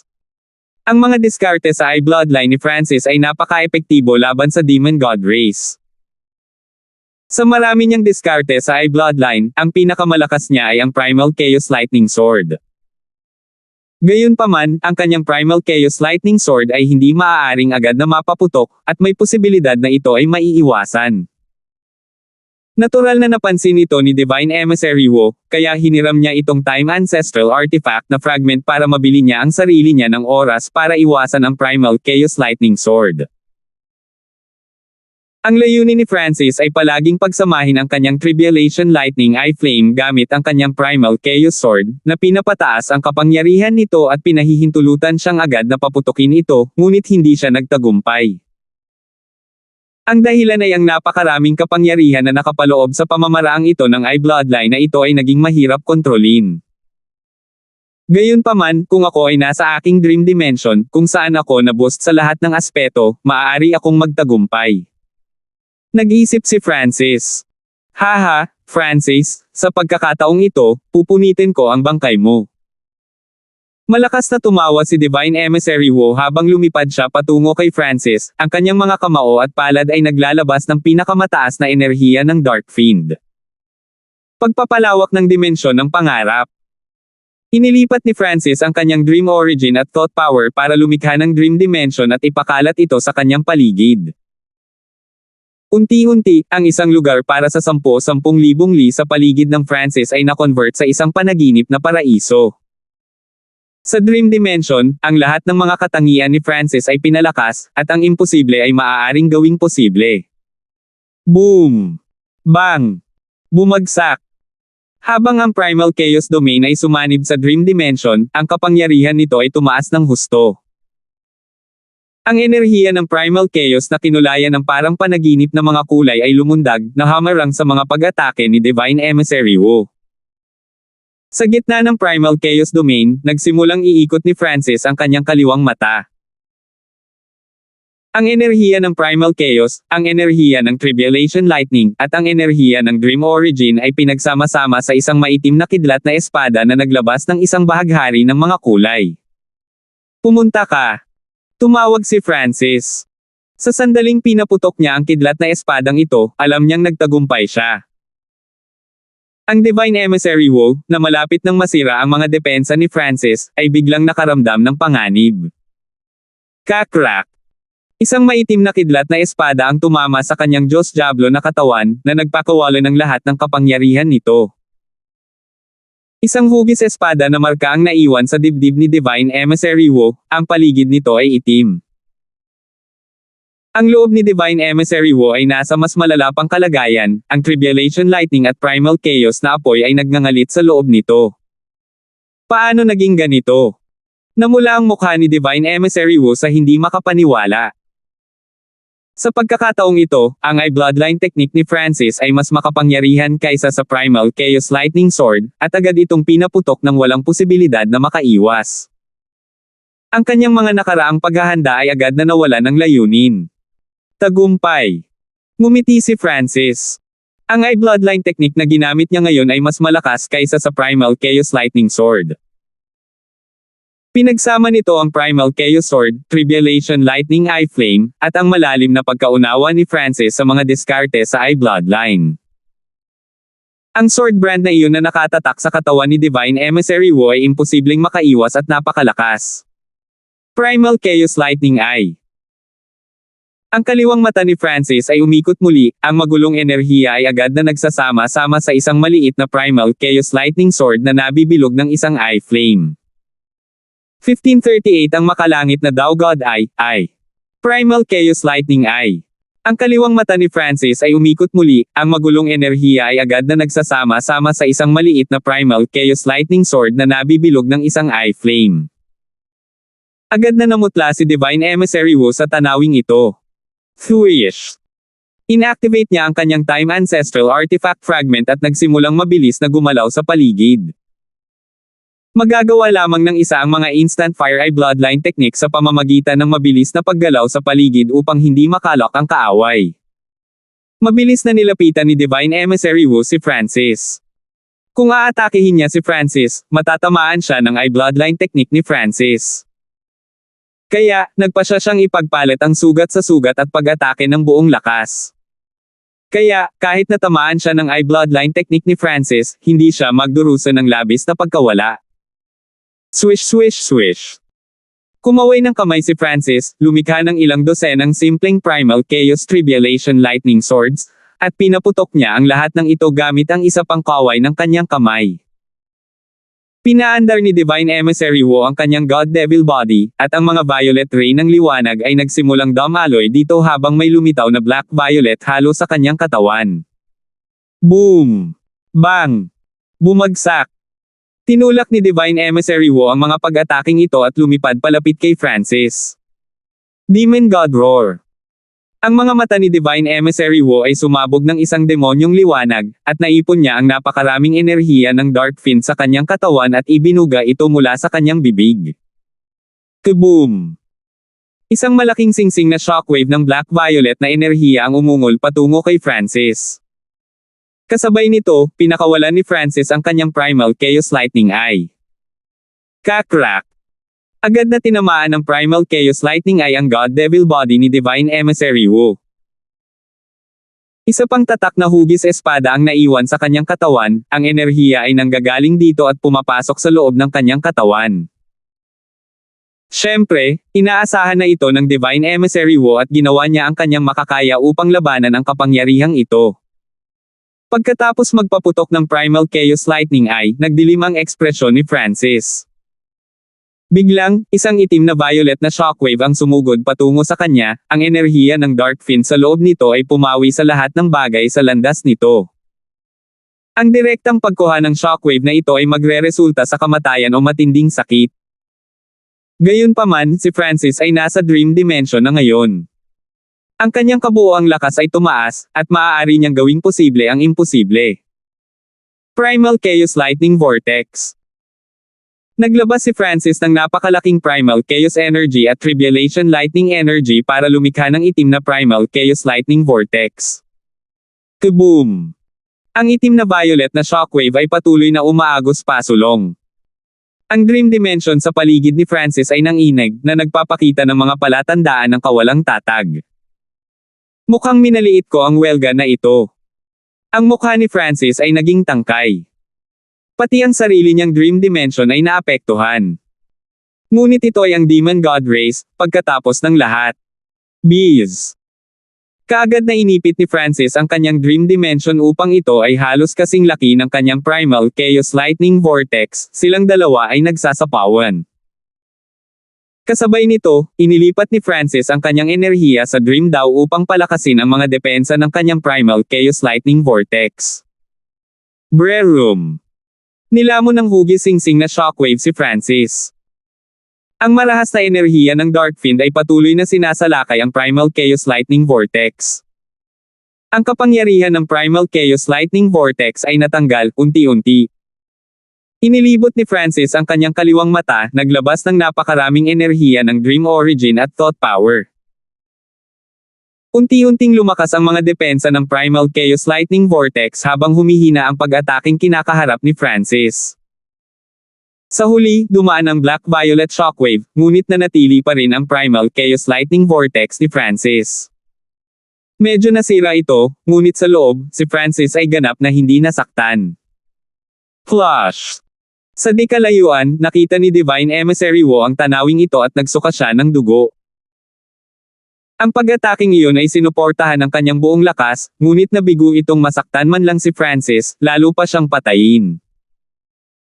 Sa oras na ito, si Francis ay napabuntong hininga sa pagtataka sa kapangyarihan ng Dream God Eye. Pakiramdam niya ay mas nagagamit niya ang kapangyarihan ng Dream God Eye, at mas malakas pa ito kaysa dati. Bagamat hindi nito binigyan si Francis ng anumang kakila-kilabot na kapangyarihan sa Opens iba, maaari nitong baguhin ang kalikasan ng maraming bagay at payagan si Francis na lutisin ang mga panganib na kinakaharap niya. Sumulyap sa Diyos ng buhay sa kalangitan, naisip ni Francis na, kapag ganap na niyang magamit ang kapangyarihan ng Dream God Eye, magiging eksperto na siya sa ganoong paraan. Oras na para tapusin ka ngayon. Itinuon ni Francis ang kanyang mga mata. Ang Divine Emissary Wu ay ang pinakamalakas sa Divine Emissaries at hindi magagapi sa Third Heaven God Lords. Ang pagpatay sa kanya ay may malaking epekto sa labanan. Primal Chaos Lightning Eye. Si Francis ay muling lumikha ng Primal Chaos Lightning Eye. Ngayong nagtagumpay na si Francis sa paggamit ng Eye Bloodline technique ng isang beses, hindi na niya kailangan na nasa Dream Dimension para magamit ito. Hindi maganda. Namutla sa takot si Divine Emissary Wu. Nakakuha na siya ng 2 suntok mula sa Primal Chaos Lightning Eye. Kahit na sa kanyang katawang Diablo na Diyos, siya ay malubhang nasugatan. Thuish. Agad na tumakas si Divine Emissary Wu. Gayunpaman, halos hindi pa siya nakakagalaw ng isang nakakatakot na enerhiya ang bumaba sa kanya. Bang! Isa pang tatak ng Primal Chaos Tribulation Lightning ang tumama na nag-iwan ng hugis espada na paso sa kanyang ulo. Kasabay nito, bumuhos ang napakalaking enerhiya at pilit na pinunit ang katawan ni Divine Emissary Wu. Si Divine Emissary Wu ay nanginginig sa buong katawan habang ang itim na usok ay tumaas mula sa kanyang katawan. Ang kanyang God Devil body ay pumulupot sa isang bola habang ang kanyang aura ng demonyong enerhiya ay humina. Mamatay. Agad na bumaril si Francis. Thuish. Nanginig si Divine Emissary Wu at tumakas. Ang pagitan na dumaan sa pagitan ng paggamit ni Divine Emissary Wu ng bloodline ng Demon God race ay napakaikli. Ang dugong nabawi niya noon ay naubos na. Sa magkabilang panig na lumalaban ng buong lakas, hindi hahayaan ni Francis na umalis ng ganoon kadali ang Divine Emissary Wu. Primal Chaos Lightning Sword. Nagpaputok si Francis ng Primal Chaos Lightning Sword sa halip na gamitin ang Primal Chaos Lightning Eye. Mahirap para sa Primal Chaos Lightning Eye na mag-lock sa isang mabilis na gumagalaw na kaaway, na ginagawang mas kapaki-pakinabang ang Primal Chaos Lightning Sword sa mga sitwasyong ito. Boom! Swish! Kumikislap ang kidlat habang ang madilim na Primal Chaos Lightning Sword ay bumaril pasulong. Naramdaman ni Divine Emissary Wu ang kagilahilalas na mga alon ng enerhiya na papalapit sa kanya at agad na umiwas, ngunit sa kanyang matinding pinsala, hindi siya nakaiwas sa oras. Thuish! Flush! Ang Primal Chaos Lightning Sword ay tumusok sa kanyang balikat. Itong brat na ito. Nipatikip ng ngipin si Divine Emissary Wu sa sakit, namimilipit ang mukha sa puot. Ngayon lang napagtanto ni Divine Emissary Wu na ang kanyang pagnanais na maghiganti ay naging dahilan upang siya ay gumawa ng maling desisyon. Si Francis ang may hawak ng 9th God Eye, at ang kanyang God Eye ay nasa gitna ng pag-evolve at paggising. Kapag nagamit na ni Francis ang kumpletong kapangyarihan ng mata ng Diyos, siya ay magiging isang Diyos. Ngunit ang pag-unawang ito ay medyo huli na. Space-time distortion. Inactivate ni Francis ang kanyang maraming fragment ng ancestral artifact at nagpakawalan ng twisted ball ng silver light. Sa sandaling lumitaw ang pilak na ball ang ito, inihagis nito ang nakapalibot na space-time sa gulo. Swish! Ang pilak na bola ay kumurap, tumawid sa isang malawak na distansya sa isang iglap. Naramdaman ni Divine Emissary Wu ang napakalakas na space-time energy na ito at agad na na-activate ang kanyang Demon God Race bloodline. Siya ay naging black-violet streak habang ang kanyang bilis ay sumabog at siya ay pumutok sa kaliwa. Sa sandaling ito, crack! Lumitaw ang pilak na bola at pagkatapos ay sumabog, nabasag ang espasyo at nagpakawalan ng isang space-time na bagyo.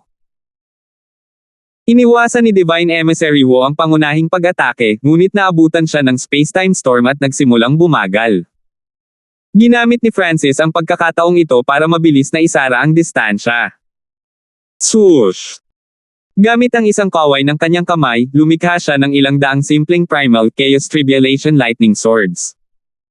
Sila ay bumaril pasulong, na pinagsama-sama sa isang lambat ng mga espadang kidlat na tumatama patungo sa Divine Emissary Wu. Hindi ko ito maiiwasan. Sumimangot si Divine Emissary Wu. Wala siyang maisip na paraan para makatakas. Pumutok. Ang mga Primal Chaos Tribulation Lightning Sword na iyon malapit sa Divine Emissary Wu ay sumabog lahat. Boom! Bang! Ang Divine Emissary Wu ay ipinadala sa paglipad sa pamamagitan ng pagsabog. Ang kanyang Diyos Diablo na katawan ay lumiit, ang ibabaw nito ay puno ng mga sugat. Primal Chaos Lock. Iniunat ni Francis ang dalawang kamay at nagpakawala ng malakas na lakas ng primal chaos na nagsimulang umikot sa paligid ng Divine Emissary Wu. Mamatay. Malamig na umungal si Francis habang pinagdikit niya ang kanyang mga kamay. Ang enerhiya ng primal chaos ay naging isang primal chaos black hole na mahigpit na nakapaloob sa Divine Emissary Wu. Ang enerhiya ng primal chaos ay may lumalamon na katangian, at ang pamamaraang ito ay nagpalakas ng katangiang ito.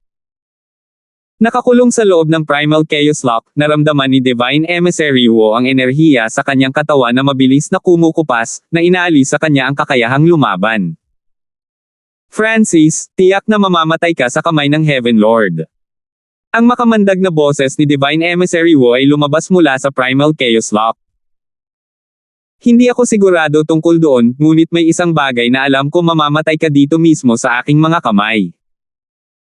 Nagdilim ang mukha ni Francis habang pinalakas niya ang kanyang diskarte. Boom! Bang! Ang enerhiya ng primal chaos ay biglang sumikip at pagkatapos ay sumabog, nagpakawala ng isang magulong bagyo ng mapanirang enerhiya. Dahil dito, ang pinakamalakas sa Divine Emissaries, ang Divine Emissary Wu, ay pinatay ni Francis. Natural na nakita ng ibang mga eksperto sa larangan ang tanawing ito. Ang natitirang Divine Emissaries ng Heaven-defying faction ay nanginginig at tumingin kay Francis na parang bawal. Ang Left Protector ay malamig na bumantong hininga, ngunit siya ay pinipigilan ng God King Radiant Peak at hindi na makapag-alala tungkol sa anumang bagay. Ang Left Protector ay isang dalubhasa sa mga sining at sumpa ng shaman. Ang kanyang iba't ibang kakayahan ay maaaring magpanginig sa sinuman sa takot. Gayunpaman, ang God King Radiant Peak ng Life Sacred Land ay isang master ng life laws and medicine daw. Nagawa niyang kontrahin ang karamihan sa mga sining at sumpa ng shaman. At sa mga tuntunin ng lakas sa pakikipaglaban, ang Left Protector ay medyo mas mababa sa God King Radiant Peak. Medyo nabuhayan si Francis matapos patayin ang Divine Emissary Wu, at nagsimula siyang gumalaw at walang pakundangan na pumatay ng iba pang mga kaaway sa larangan ng digmaan. Sa sandaling ito, Brer Room. Isang nakakabinging pagsabog ang nagmula sa malayong kalangitan. Ang mga mata ng Diyos ng buhay ay sumabog na may nakasisilaw na berdeng liwanag na sumikat sa katawan ng Heaven Lord. Kahit na ang Heaven Lord kasama ang kanyang ancient race bloodline ay nararamdaman na ang kanyang sigla ay inagaw at nilalamon. Boom! Bang! Kinailangan ng Heaven Lord na lumipad ng ilang libong talampakan palayo bago niya tuluyang mapatatag ang kanyang kalagayan. Mahusay! Kahit na ang Heaven Lord ay may bloodline ng sinaunang lahi, hindi pa rin siya katugma sa Diyos ng buhay. Naningkit ang mga mata ni Francis. Ang isang Diyos ay isang Diyos para sa isang dahilan. Maging ang Diyos ng buhay, na hindi dalubhasa sa pakikipaglaban, ay napakalakas pa ring manlalaban. Ngunit sa ilang kadahilanan, hindi pa rin mapalagay si Francis. Haha, sa palagay ko ito ay dapat asahan sa isa sa 8 Great God Eyes. Sa maliit na kasanayang ito, wala pa rin akong magagawa sa iyo. Ang tinulak na Heaven Lord ay biglang nagsimulang tumawa. Kung mayroon kang ibang kakayahan, pagkatapos ay alisin ito ngayon. Ang marangal at magandang mukha ng Diyos ng buhay ay nagliwanag ng pagmamalaki. Ang Yuven na ito ay may ilang mga diskarte sa Eye Bloodline na gusto niyang humingi ng pagtuturo mula sa Life God Eye. Ang Panginoon ng Langit ay nagbigay ng isang masamang ngiti. Ang Diyos ng buhay ay nabigla. Ang paghingi ng payo sa isang God ay tungkol sa mga diskarte sa Eye Bloodline ay walang alinlangan na isang nakakatawang biro, ngunit ang Diyos ng buhay ay nakaramdam ng hindi maipaliwanag na pagkabalisa. Ang Heaven Lord ay nagbibigay sa kanya ng kakaibang pakiramdam sa lahat ng oras na ito, at nang sabihin ng Heaven Lord ang mga salitang ito, ang buhay na Diyos ay tila biglang ikinonekta ang mga tuldok. Mga diskarte sa Eye Bloodline. Nagulat din si Francis. Bigla niyang naalala na ang Heaven Lord ay may napakalalim at kapuri-puri na pag-unawa sa mga diskarte sa Eye Bloodline. Haha, hayaang lumindol ang Desolate Realm. Heavenly daw God Eye. Mabangis na ngumiti ang Heaven Lord. Nagsimulang bumuo ng mga spelling ang kanyang mga kamay, at ilang makapangyarihang bloodline energy ang lumabas mula sa kanyang katawan. Ang kanyang mga mata ay naging itim ang mata ng kamatayan at pagkatapos sila ay naging nakasisilaw na berde ng mata ng buhay, at pagkatapos ay ang mata ng tadhana. Habang lumilitaw ang bawat eye bloodline, tumataas ang kanyang enerhiya. Matapos lumitaw ang bawat isa sa 8 Great God Eyes, ang mga mata ng Heaven Lord ay bumalik sa normal, ngunit isang bitek ang bumuka sa gitna ng noo ng Heaven Lord, isang madilim na banal na liwanag ang sumabog mula dito na maaaring takutin ang buong universo. Bees. Ang mata na iyon sa gitna ng mga mata ng Heaven Lord ay mahirap na binuksan. Kasabay nito, lumitaw ang mga larawan ng 8 mata sa likod ng Heaven Lord. Ito ay malinaw na ang mga mata ng 8 God Eye Bloodlines. Nang ang mata na iyon sa gitna ng noo ng Heaven Lord ay ganap na bumukas, ang madilim at patayong pupil na iyon ay sumabog na may madilim at malabo na liwanag. Habang ang madilim at maputik na liwanag na iyon ay tumama sa buong mundo, sinira at winasak nito ang lahat ng nasa daan nito. Salamat po at sinamahan ninyo ako. Ingat lagi mga master.